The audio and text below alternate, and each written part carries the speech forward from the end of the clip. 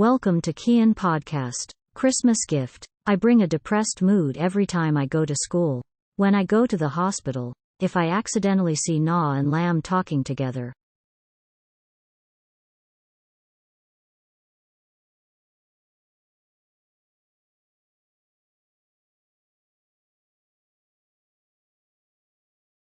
I suddenly feel a little sad. Swallowing a piece of dumplings for breakfast will also have a bitter aftertaste. Originally, I shouldn't have such thoughts. Lam is still my best friend.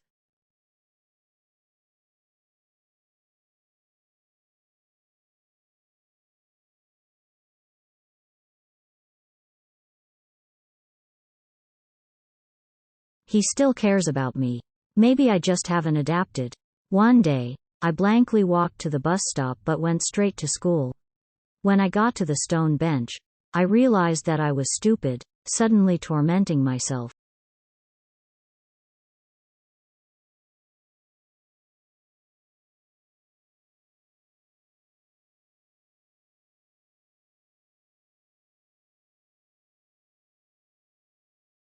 Making my legs tired just because the brain was stagnant. Forever massaging my feet, I didn't notice that Lam had sat down on the empty seat next to me. Suddenly, when I heard Lam say that, I was at a loss.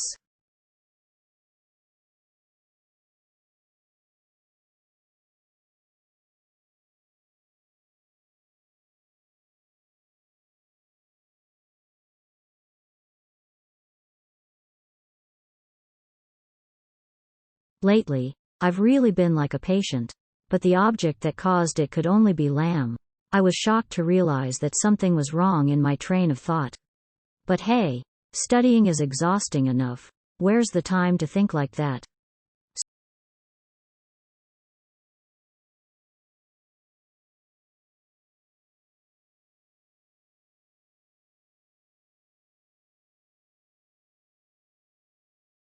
So I tried to regain my spirit, sat down at the table and brought out a book to read.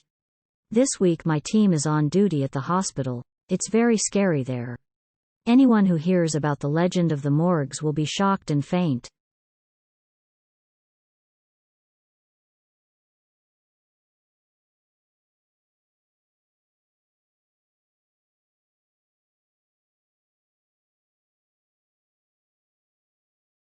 If you stand in the middle of the hospital stairs alone at midnight, the hair on the back of your neck will stand up.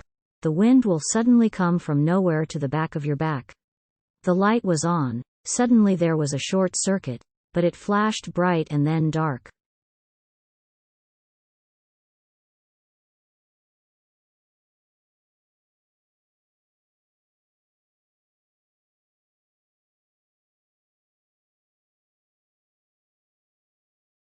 At that time, it was a crucial moment for the ghosts to roam the hospital.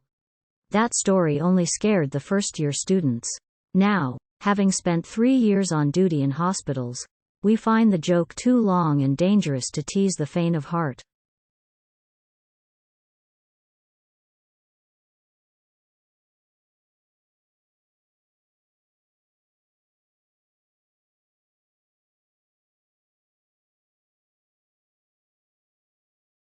Today is December 23rd.